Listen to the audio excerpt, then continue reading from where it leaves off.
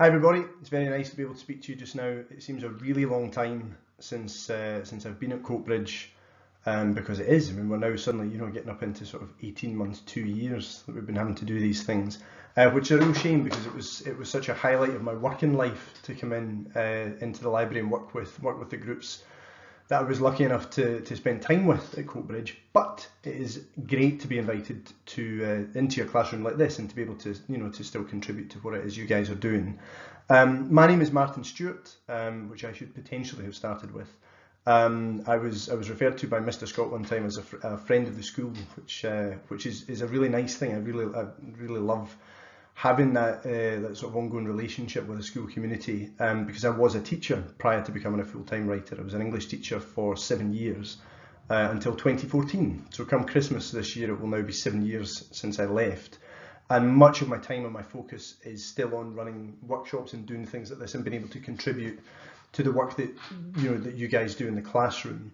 And what that means crucially is thinking about what I do now in terms of the books that I write and how that applies to the work that you guys do.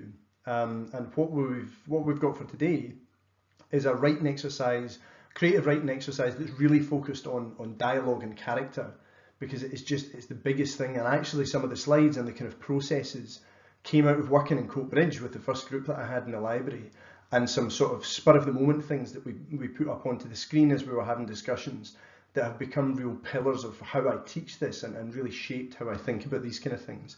So it will be, I think we've got 4 tasks to work through, which are going to be 3 minutes, 3 minutes, 3 minutes, and 6 minutes. And at the end of that, you will have a short, quickly put together piece that really will capture the key elements that I think are required for a piece of successful writing. These are my books that I have written so far. Riverkeep was the first one. The Sacrifice Box was the second one. I've included the sort of international covers here because it's been translated into French and Polish, and they're out in the States and stuff, which is very nice, and that's been an amazing experience, as you can imagine. The Wild Hunts Boys is the one that came out in March. It was published in the States and other places around the world, not yet here, although you can get it on Amazon here. And obviously it's highly recommended. It's a fantastic book. And I also wrote a collection of sleep stories. That's the Puffin Sleepy Tales that are there, which are designed to help children go to sleep, which is slightly insulting that I was approached to do that, obviously, but it was really good fun. At the moment I'm writing a grown-ups, like an adult's crime novel, which is a total change of pace and has been very good fun. I'm getting really into that just now. Here he is, which has been such a cool thing. So that's in there. I assume the guy found him on my Instagram because, like I said, I didn't say he had like a neckerchief on and stuff like that, but he's been immortalised now on the cover of the book, which I absolutely love. Obviously, that's been a really unexpected but super cool thing that's happened. That came out in March, that book.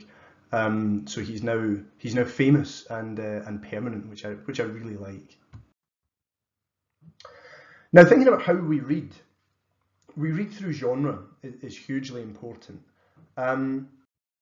This is something we're going to come back to. This is a film called You've Got Mail from 1998, starring Tom Hanks and Meg Ryan. It's a terrible film. I remember it being quite good because I saw it in the cinema at the time, and I've recently seen it again, and it is not. Genre terms, it's a rom-com. It's a romantic comedy, and what that means is that you know how this film ends. Like, I don't need to tell you anything about it. You may have seen it. I think that's probably not that likely, but you know what happens at the end of this, really.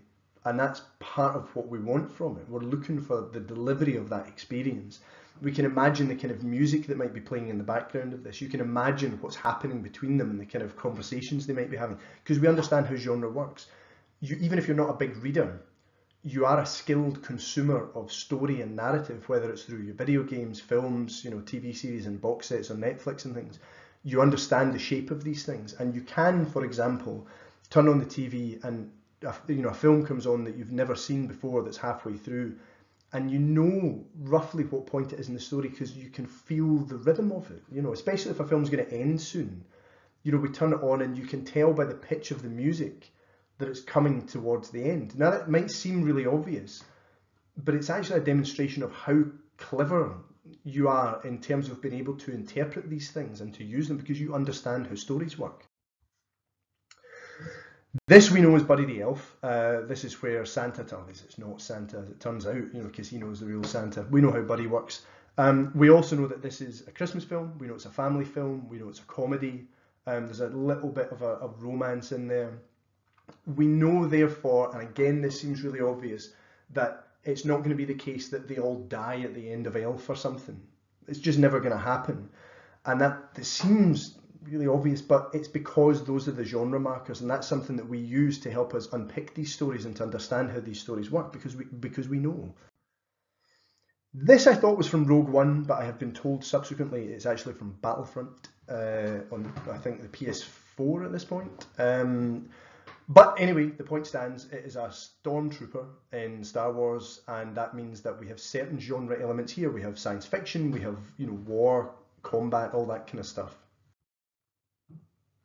You will see there at the front Tom Hanks again. Same year as You've Got Mail, 1998. I saw this at Muir End Cinema in the south side of Glasgow. The man has range, is all I'm saying. This is Saving Private Ryan, and there are obvious crossovers with these two things, but we equally know that the guys on the right are not going to start firing those guns and lasers are going to come out of them. And that's the crossing of these boundaries. We actually can quite skillfully unpick these kind of genres. We know what we're doing with this. Why we read, though, is for character. And this is something that really has defined the way that I approach my writing now and the way that I understand my work. I think Elmore Leonard, who's a crime writer, said that people read for people, and it so made sense to me. It really chimes with how I understand the way that I consume stories now as well, and what I try and put into them, because we read for people and character. We don't want to just read descriptions of settings for 5 pages. You need people to show up, and that's what really drives it, and it's certainly what drives our interest. How we consume language is a lot of the time through this format. And what that means is that we take the kind of processes that we use and the kind of skills that we apply in RUEE, which seem like sort of school exercises and a bit dry, and as though they've got, like I used to get this all the time when I was teaching like this. We're never going to do this in real life. We do this in real life all the time, and it's through things like this.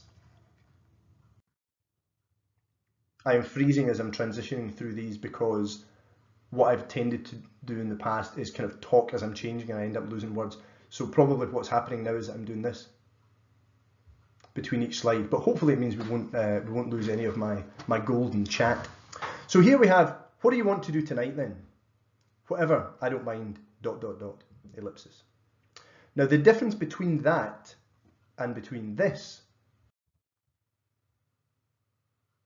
is massive, and we know this. If you imagine that you are the blue tick, you're asking the question of someone in whom you have a romantic interest, what do you want to do tonight then? If you get this back, whatever, I don't care. It is so massively different to the previous version. I don't mind, ... And that difference in one word and a bit of punctuation is what we're talking about in terms of the control that we can have over our language and what we write and how we process and understand the world. Here it's applied to a personal relationship, and maybe a relationship that you're hoping will start, as I say, in someone that you fancy.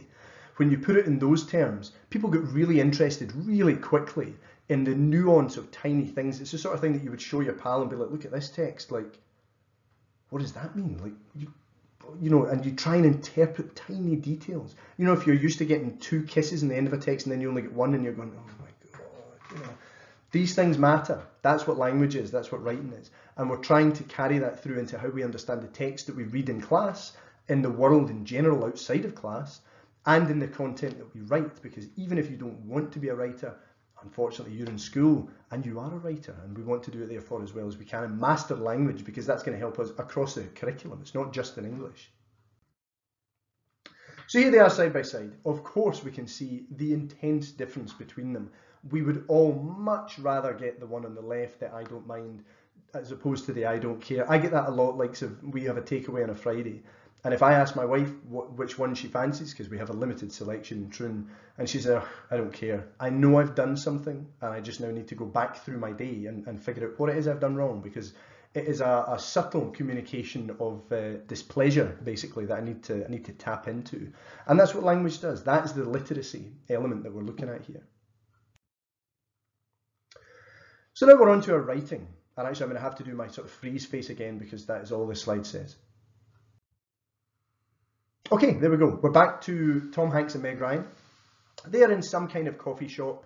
And as I say, I mean, I'm assuming that people haven't seen this film because what that means is that you're not having to sort of unlearn what the real story is. You can just make it up. And that is what we're going to do. We're going to do a bit of writing here that I'm going to take you through with some timed tasks when your teacher can pause the video for the length of time that it takes to do this work, and play it again through. And hopefully it's going to be the perfect length for your lesson because I have tried hard to do that.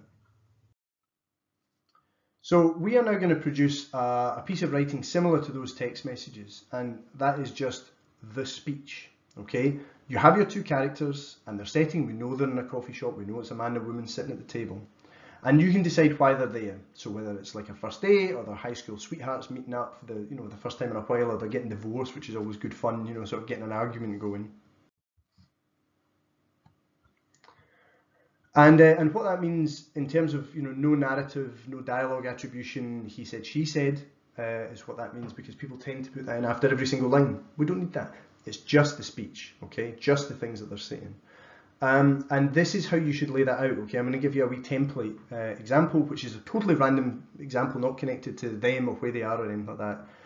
It's a new line for each speaker, crucially, on your sheets. Where are we going? I told you already. I forgot. Tell me again. The dentist. We're going to the dentist. What for? I need new shoes. Why are we going to the dentist then? Oh no, I'm being sarcastic. You need a filling. Do I? Aye, that's what I'm saying. Are you strapped in?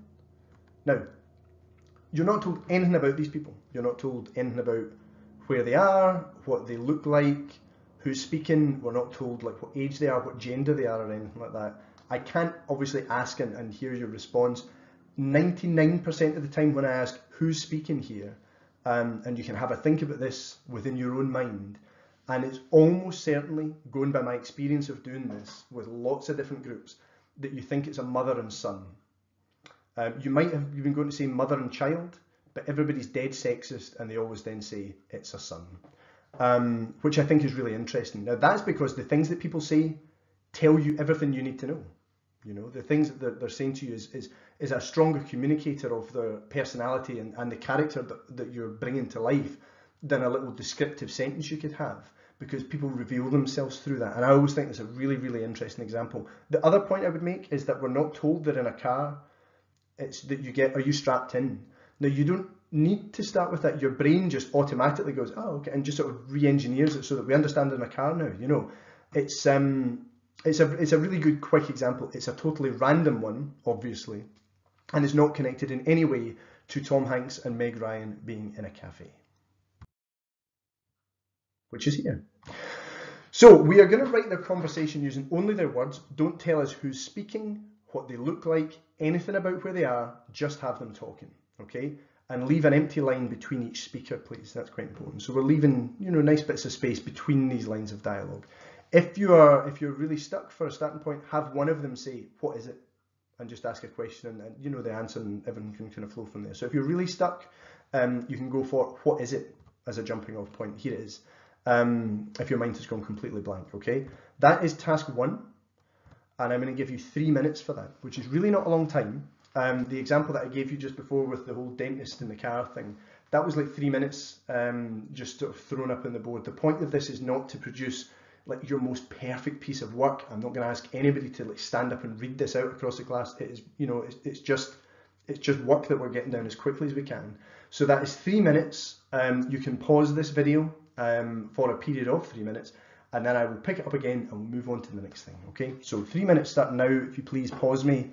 I will make a face that is suitable for pausing now.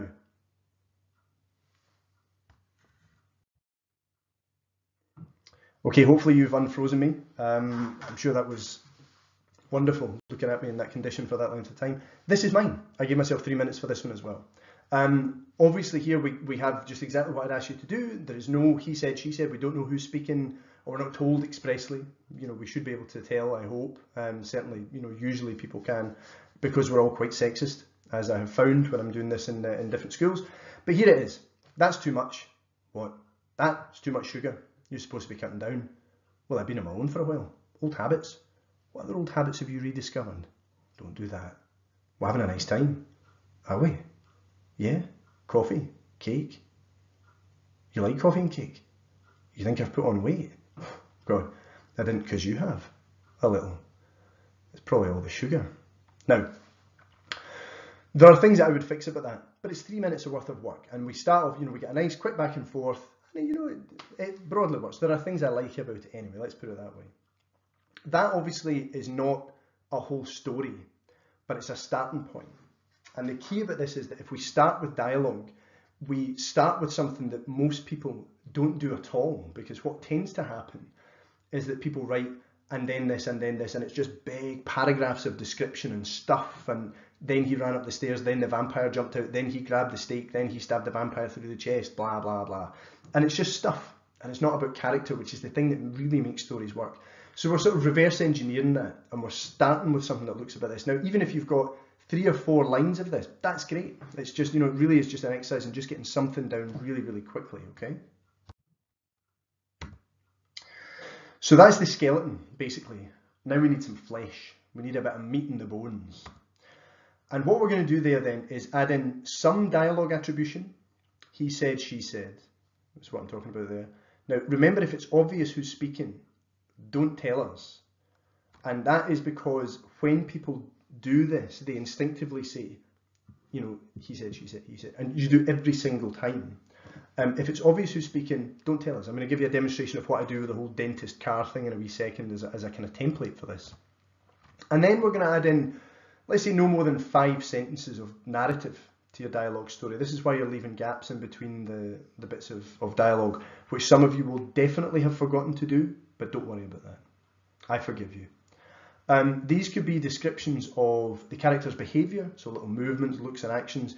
Looking at me, for example, like if you were going to try and create in text what I'm doing as I sit here in my kitchen, you would almost certainly have mentioned the fact that I keep pushing my glasses up my nose because they're a bit loose and it's sort of ill-fitting, because my hat as well is sort of nudging my glasses a bit, so I keep fussing with this kind of thing. And I'm also, I keep kind of moving my wedding ring about and things like that. These are the little ticks, little details that bring things to life, and especially if you've got someone in a cafe. What are they going to have? They've got like a wee salt shaker there, they've got, sugar, people stack up sugar cubes, whatever it is, little sort of ticks and movements like that are always really effective. Setting information, so anything about the cafe and what it looks like, and how things are arranged around them, the physical space that they're in, the setting. And sensory details, which is always really great, smells and sounds, etc. That's a big thing, because that's something that really brings that space to life and tells you what it is these people are experiencing.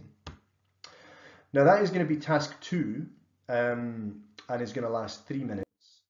I'm going to give you this demonstration. I've almost certainly talked through the transition there. I'm going to give you this template for it first though. So that's your next 3-minute task.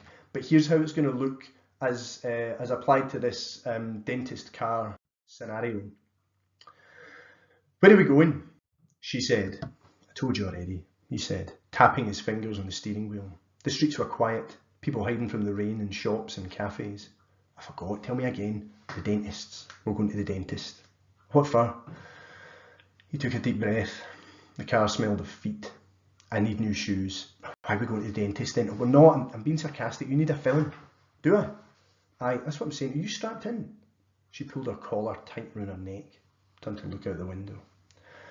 Now the big thing there, well, the big thing, I'm going to point out a couple of big things.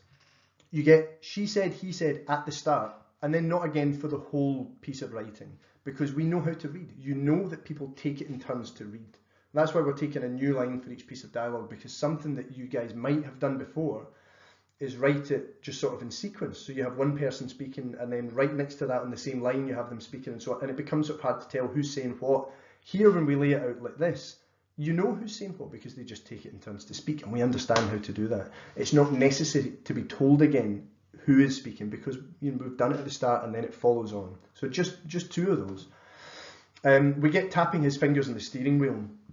That's enough to tell us that they're in a car. We don't need to say they were in a big red car or whatever. It's, the steering wheel is then in at the start, but still in quite a subtle way.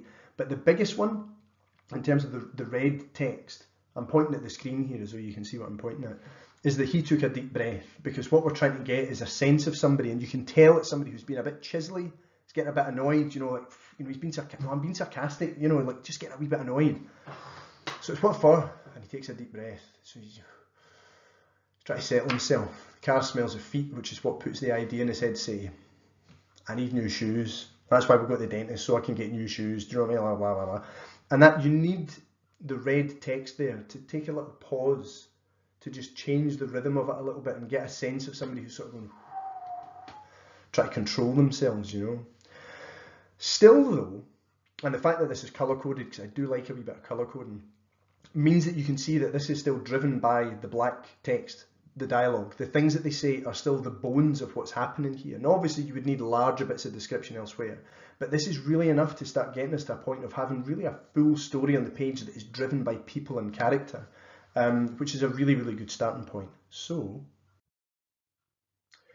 now you can apply that process to your own dialogue story, and use the empty lines if indeed you did leave them, and if you did, well done, thank you very much, between your speakers for the narrative. Okay.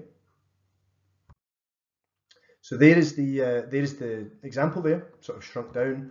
Here is the set of instructions for what we're doing, and that is task 2. So that's another 3 minutes. Again, it's a really, really quick piece. We're only doing a couple of sentences here, really.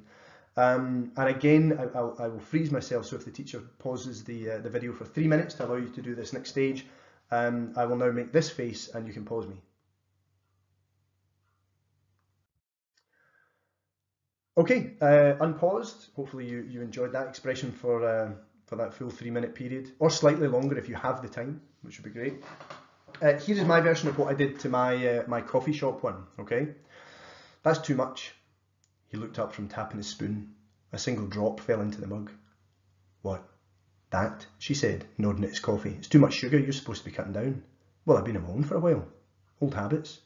What other old habits have you rediscovered? Don't do that, he said, raising his eyebrows. We're having a nice time. Are we? Yeah. Coffee, cake.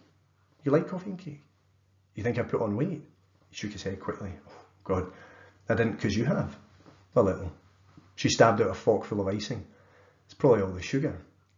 Now, to draw a parallel between this and the people in the car, the first line of narrative there, that he looked up from tapping his spoon, a single drop fell into the mug. There's a sense of a little bit of time passing, which gives you an awareness and a feeling for the pause before he goes, what? And it makes it sound even more sort of daft. What? So I'm quite pleased with this again. There are things that need changed. I'm almost obsessed with the raising of eyebrows. I just can't help it. It's a terrible habit. People raise their eyebrows all the time in my first drafts. It's something I really reach for. Now, in terms of editing, which is the big thing, I'm going to show you a very short clip here, which will almost certainly not have sound, because even though it's embedded, it never has sound, but it's like 40 seconds or something. It doesn't matter if you can't hear it, you can still see it, and it will, as better than anything I can say, it will demonstrate why editing is important, okay?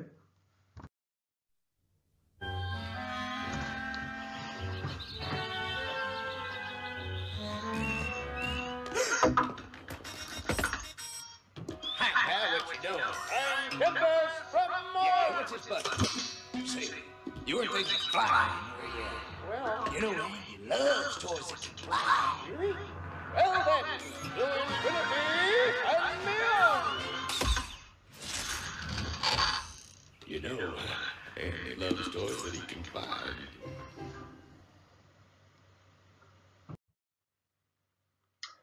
That then is the first draft of Toy Story. Now you can see, just looking at them, you can see how extensively it's been edited. Principally, I mean, the look of the thing and all that, but the big difference with that is that in the film, as was, Woody and Buzz are pretty much the same size. They're rivals for Andy's affection. Here they're not. Woody's like 10 times the size of Buzz. They're not rivals here. He's just bullying him. He's picking on him.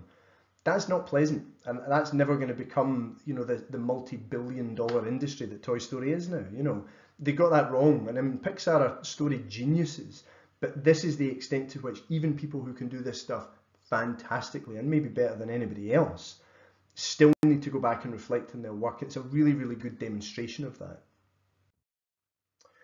A major tip for anything that you're writing is to cut it. I really felt like I couldn't possibly cut what I had written, but you should always cut your first draft. Like a good 1,000 words is a brilliant 850. And that's probably about like 15%, you know. It doesn't mean like getting out a big chunk or like removing a paragraph in the middle. It's taking wee bits off, you know, 3 words off a sentence and things like that, but over and over and over again. And that's how you really improve your work. But keep everything you cut. You know, if it doesn't fit here, it'll fit somewhere else. Just copy it into a separate Word document or something. The hard work then begins after you've written the first draft. So to help my first draft become the finished novel, I made 12,500 changes to it. This is that document, lifted off my old laptop. That's, you know, it's not a made up number. That literally is how many changes. And you can see all the changes here. This is what every page looked like, with strike throughs and things being removed and tiny, tiny changes over and over again. That's where all the hard work is really done. And what that equates to is about 150 changes per 1,000 words. Now, if you're in if you're in 3rd year and you're looking at going up to the 4th year next year, doing your National 5, you've got 1,000 words limit, 1,000 word limit for your folio piece. So 150 changes to that is, I mean, honestly, 10 times more than most people do, at least. Because what people tend to do when they edit their work and they try and improve it is really proofread it. They're just going in and checking they've got, you know, capital letters and full stops and things. But we really want to make more changes to that and really look at how best we can improve our work. And that skill, that not what we've done so far of just getting stuff down on the page, the big literacy skill that will improve, I mean, genuinely our lives so much, because the habit of examining what we're doing in terms of our decisions or in terms of how we treat people, or, you know, reflecting on what we do and how we're doing it, is how we do things the best that we possibly can. That was Riverkeep. It was 12,500 changes. My second book is The Sacrifice Box, which was a slightly shorter book and had more than twice the number of changes. And what that means, because I don't think it was a worse book or I was getting worse at writing or anything like that, I hope I'm getting better as I go, is improving as a writer doesn't mean you edit less, it means you edit more. And the best writers produce the best work, not because they've knocked out a flawless first draft, because nobody does that, just like first time. It's because they do a higher volume of editorial work. That's how it goes. Now, in terms of editing your stories then, because you have these stories that you've written, really, really quickly, I mean, it's been, you know, 6 minutes worth of work, but we can still go back and look for opportunities, even to make one wee change. And the habit of going back and do it and being able to do it to your own work is such an important skill, and it really is where the quality is going to come from. And it's a habit that will serve you so well across the school, and I mean generally just in life. Here is what I did with mine, because I said to you I quite like bits of it, but there were also things that I thought could change. This is telling the reader too explicitly what's happening. This thing here, he looked up from tapping his spoon, a single drop fell in the mug. You're better to leave a bit of a space and let the reader work out what's going on, I think. So I change it to this. He looked up, a single drop fell from his spoon. That's clearer, because you have to sort of work out that he's stirring something, you know, and that creative, sort of imaginative leap rather, is what makes reading satisfying. That's why reading is a pleasurable thing to do. The phrase "for a while" is redundant here. We just don't need it. Because if he's had time for old habits to creep back in, like it must be more than a day. It's not like she's left him for half an hour and suddenly all his old habits are back. And if it's not totally necessary, you can cut it. That's what I'm saying. Try and get rid of as many things as you can. And therefore that looks like this. Well, I've been on my own. Old habits. Now it sounds more like something somebody would actually say. And that's really what we're looking for. Even one line of dialogue that sounds like a real person. Perfect. This dialogue doesn't really work here.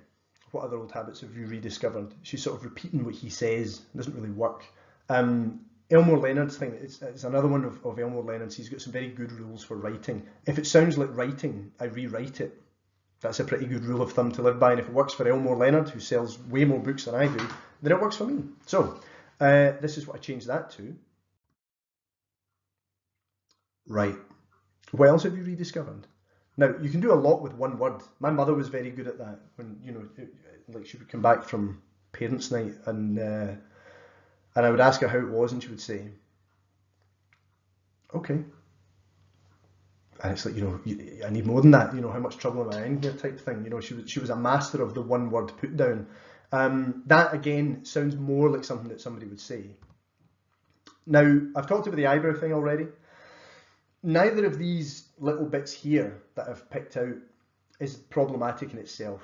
They're fine, but the construction is too repetitious. I've put them together in this wee box, which you possibly can't see some of it behind my face. She said, nodding at his coffee. He said, raising his eyebrows. It's identical. And you don't want to repeat stuff like that. On balance, the second one goes. And what I'm saying is, she has to nod at the coffee because we need to know they're in a coffee shop. He doesn't need to raise his eyebrows. And I mean, people seldom do in books. It's something I overuse all the time. So the eyebrows go.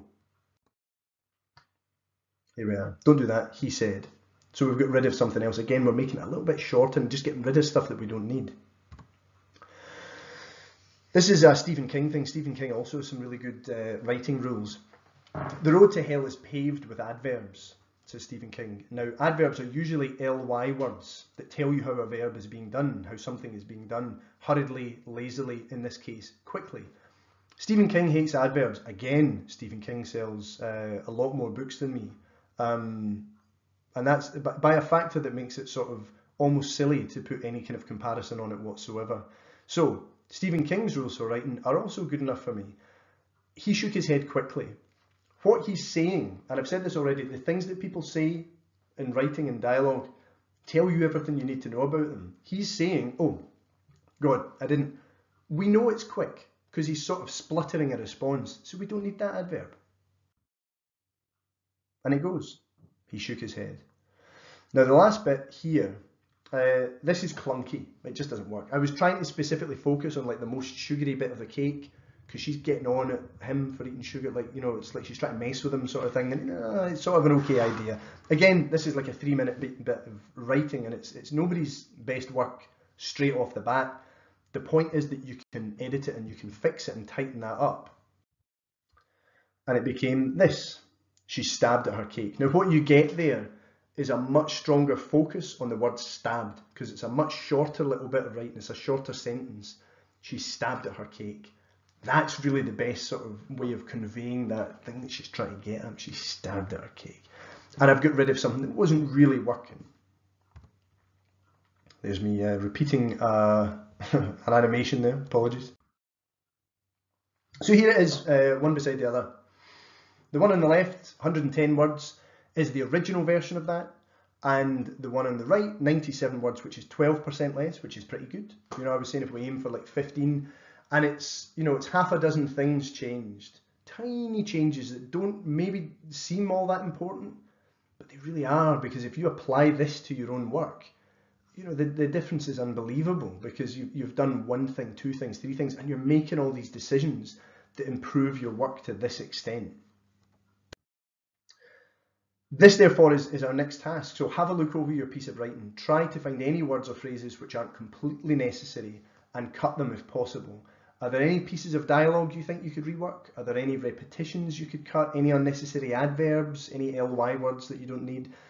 If you've used the words then or suddenly, get rid of them. I think that's a really good sort of rule of thumb for writing. It's a good idea to try and avoid those words because it makes you do more interesting things, basically. So I'm giving you another 3 minutes for this one. So we've got 3 minutes, 3 minutes and 3 minutes. It's a really quick thing. We're looking for any opportunity you can find in your own piece, even if you only find one, that's fantastic, to make the kind of change that I've exemplified on the right hand side there, those bits that are highlighted in yellow. So it's anything that's not totally necessary. If you don't totally need it, it can go. Any bits of dialogue that you think you could make sound more like, like a real person instead of somebody in a story. Any bits of repetition, any ly words, any adverbs, and if you have used the words then or suddenly, it's always a good jumping off point to get rid of them and just to get rid of them completely because it forces you to do something else, something maybe a bit more creative. So you've got 3 minutes, even if you find one change that you would make, that is absolutely fantastic. On you go. The last thing I'm going to get you to do then is swap your work with a partner, the person next to you, behind you, whatever. Find something you would change about their work, one thing we're looking for. It is always easier, I think, much easier because you're not precious about it and kind of more fun, especially if it's your friend and you want to you know, crush their dreams, you know, by taking away their favourite simile or something like that. To change someone else's piece of writing, much easier than it is our own. So we're taking the same things that we've done for our own work over that couple of minutes there, but I'm only giving you 1 minute this time. So we're just looking for one thing we would change. Even if we circle it, put a strike through it, underline it, whatever it's going to be, you're identifying one thing that you would change about somebody else's piece of work, okay? And there we go. So that's a very quick thing. I mean, obviously we could do this over like a double period or even a series of lessons. I know it's quite a lot to do in quite a short space of time, but the literacy that we're focusing on there is just so important, as I say, for across the school, not just English. But that habit of checking what we've done, holding it to account, is that as good as it could be, is the thing that will take your work in every sense totally to the next level, and certainly in terms of your writing. When you are writing pieces in English, please use dialogue. You know, get your characters talking. It will upend your work completely and give it a totally different focus. Thank you very much for listening. It has been so nice being back even virtually in Coatbridge, because I really miss everybody there, all my pals in the department. So hello everybody, thank you very much indeed, and hopefully I'll be able to come back soon.